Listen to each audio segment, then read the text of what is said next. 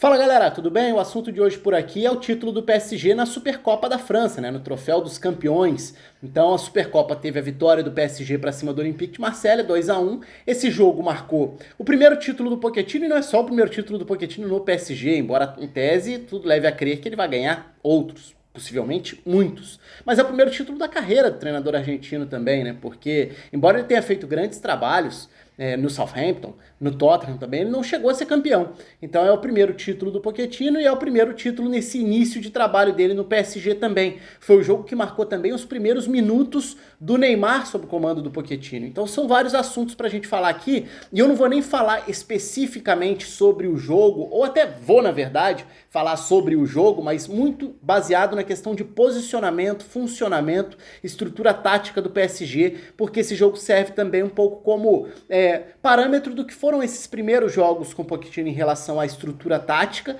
e foi a primeira vez que a gente pôde observar de que forma talvez o Neymar se encaixe dentro da cabeça do Pochettino nessa estrutura tática. É claro, é início de trabalho ainda, é claro, as coisas podem mudar, esse desenvolvimento vai acontecendo rodada após rodada, mas a gente fala sobre isso aqui. Então, convido você a se inscrever aqui no canal, clica aqui embaixo se você ainda não se inscreveu, ativa o sininho, deixa a curtida no vídeo, comentário aqui embaixo, quero saber o que vocês estão achando desse início do Pochettino, a expectativa para o trabalho dele no PSG. Foi um jogo controlado pelo PSG.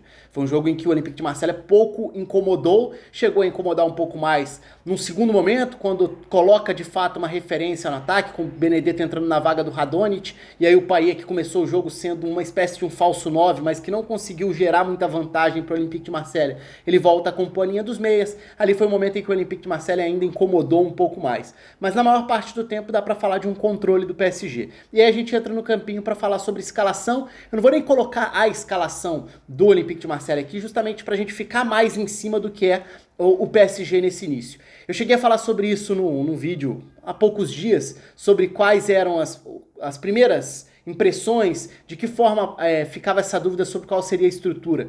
Vai ser o Verratti de fato como um 10, ou o Verratti é um terceiro meio campista? É um 4-2-3-1 ou é mais para um 4-3-3? E eu acho que cada vez menos é possível falar em números para definir sistemas, e muito mais em funcionamentos e funções individuais, em estruturas coletivas, em ideias também de formas de fazer o time jogar. Então eu vou colocar, vou usar aqui alguns momentos diferentes da estrutura do PSG. E aí a gente fala de uma escalação que teve Keylor Navas, Florenzi na direita, Kurzawa na esquerda, com o Diallo formando dupla de zaga com Marquinhos, Paredes, que foi um dos grandes destaques do jogo, Ander Herrera, Verratti, Mbappé, Di Maria e Icardi. O Neymar começa no banco, eu vou chegar no momento com o Neymar mais pra frente. Então qual que é o posicionamento, a distribuição dos espaços, da forma desse time do PSG jogar? A gente pode até tentar entender como um 4-2-3-1, por exemplo. O Verratti não vai jogar como esse meia à frente da dupla de volantes o tempo inteiro, porque ele volta para chamar o jogo, para receber a bola numa faixa recuada em alguns momentos, para fazer essa saída de bola à esquerda. O que aconteceu muito nesse jogo foi ter o Paredes iniciando as jogadas. O Paredes foi o jogador que carimbava toda a saída de bola, o início da distribuição ofensiva, fez um jogo muito bom e jogava na maior parte do tempo atrás do Ander Herrera, que também é outro que é difícil estabelecer exatamente uma faixa do campo em que ele ficou como ponto de partida dele. Porque ele pode ser esse segundo volante, ele pode ser quem volta na altura do Paredes, mas ele também pode ser quem se projeta para receber numa altura mais à frente, ele pode ser também quem sai do lado direito e recebe do lado esquerdo, pode inverter com Paredes, então não existe exatamente um lugar fixo para encaixar o Ander Herrera dentro dessa distribuição tática. Mas vamos colocar o Ander Herrera à direita do Paredes, um pouco mais avançado do que o Paredes, já que o Paredes recebia à frente dos zagueiros ou até entre os zagueiros para iniciar a saída de bola. Então vamos colocar o Ander Herrera como essa segunda altura do meio campo e o Verratti mais à frente, geralmente caindo um pouco mais para a esquerda, isso mudaria um pouco no segundo tempo também, mas sendo esse terceiro meio campista mais meia, mais próximo de ser um meia de fato, e não como o jogador da saída de bola como foi em tantos outros momentos com a camisa do PSG.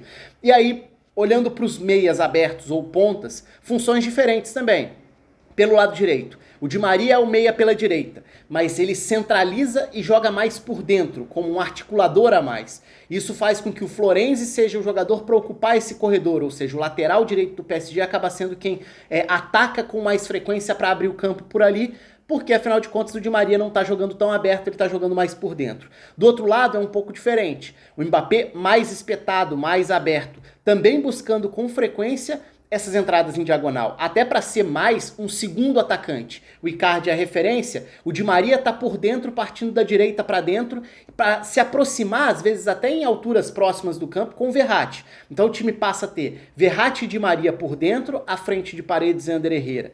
Pelo lado direito, Florenzi. Pelo lado esquerdo, pode ser o Mbappé ou não. Por que ou não? Porque o Mbappé vai muitas vezes ficar bem aberto para receber a bola ou para se projetar entrando diagonal, mas ele também vai ser em vários momentos o segundo atacante. Ou seja, ele também vai estar mais à frente por dentro em outros momentos. O que libera, eventualmente, o corredor para o Kurzawa, ou para o lateral esquerdo que seja. Nesse caso foi o Kurzawa. Então, a presença do Florenzi abrindo o campo foi mais frequente do que a do Kurzawa, se a gente olhar para a estrutura do primeiro tempo, dentro desse desenho, desse funcionamento coletivo da equipe do PSG. Funções diferentes para cada uma dessas peças, dando para entender de que forma essas peças se distribuem em campo.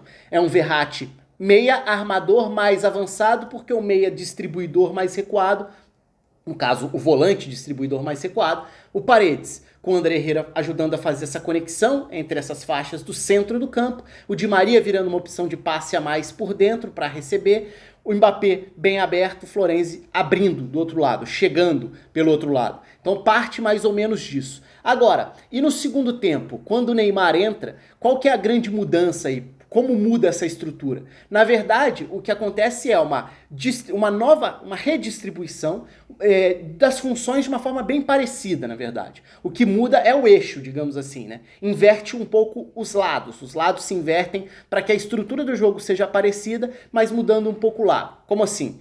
O Neymar entra na vaga do Di Maria. Ao mesmo tempo, o Kimpembe entra na vaga também do Kurzawa. Isso empurra o Diallo para o lado. O Diallo passa a ser o lateral pelo lado esquerdo.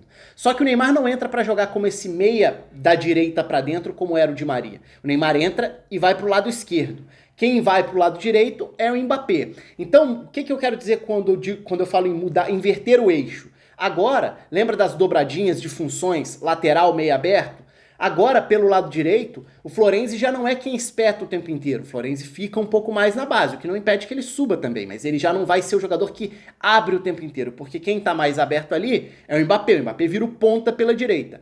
E o Neymar passa a fazer pela esquerda o que o Di Maria fazia pela direita, ou seja, ele parte da esquerda, ele parte do lado para centralizar e ter liberdade por dentro para ser um armador a mais. Isso empurra o Verratti um pouco para o lado. Então o Verratti, ao invés de ser esse meia caindo pela esquerda, agora vira mais esse meia caindo um pouquinho para o lado direito, porque fica o Neymar ao lado do Verratti por dentro, o Mbappé partindo da ponta direita para dentro como esse atacante, e isso libera o lateral esquerdo para chegar um pouco mais, no caso o Diallo para se projetar um pouco mais em relação ao Florenzi. Então na prática o que aconteceu foi uma inversão dessas funções das dobradinhas pelos lados, e com isso o Verratti também passa a jogar um pouco mais pela direita. E acaba que acontece muito também essa inversão, mas aí é muito natural dentro do jogo, entre Paredes e o Ander Herrera, os dois volantes, se a gente quiser caracterizar como dois volantes de um 4-2-3-1. De novo, eu não acho que essa definição numérica seja o mais importante é tentar entender essa estrutura coletiva e as funções individuais dentro disso. É curioso que durante um período ali, o próprio Mbappé troca com o Icardi passa a cair pelo lado direito para o Mbappé ter essa liberdade por dentro de aproximação com o Neymar, o que também é muito interessante. Porque os dois se procurando dentro de campo tendem a produzir muito, são os dois jogadores que mais podem desequilibrar. Não foi tanto tempo assim de Neymar em campo, foi ali 25 minutos, meia hora de jogo, o suficiente para ele apanhar bastante, inclusive, né? O Olympique de Marseille apelou bastante, o Álvaro Gonçalves em especial, e aí já é aquela questão antiga entre os dois, que depois foi para as redes sociais também essa discussão. Mas o fato é que foi a primeira oportunidade da gente enxergar como talvez o Pochettino pretenda utilizar o Neymar dentro dessa estrutura. Aí a gente vai ter que observar e esperar um pouco mais para ver se vai ser de fato dessa forma, até porque nesse caso foi o Neymar entrando na vaga do Di Maria. Possivelmente, todos eles vão jogar juntos em outros cenários. E a gente vai ter que prestar atenção. Será que o Verratti recua para ser mais volante do que esse meia? E aí o time passa a ter Di Maria, Neymar, Mbappé, mais um atacante? O Icardi vai recuperar o espaço dele? Ou o Moise Kean vai ser o 9 do Pochettino? Enfim, são várias essas perguntas. A própria dúvida, na lateral esquerda, quem vai ser a escolha? Qual vai ser a escolha? São algumas das questões no ar ainda. É início de trabalho, mas é um primeiro título e é uma primeira chance da gente avaliar quais foram essas... Qual foi a identidade tática do PSG nessa vitória sobre o Olympique de Marseille? Conta aí com os comentários de vocês, com a inscrição no canal, com a curtida no vídeo. Um abraço para todo mundo e até a próxima.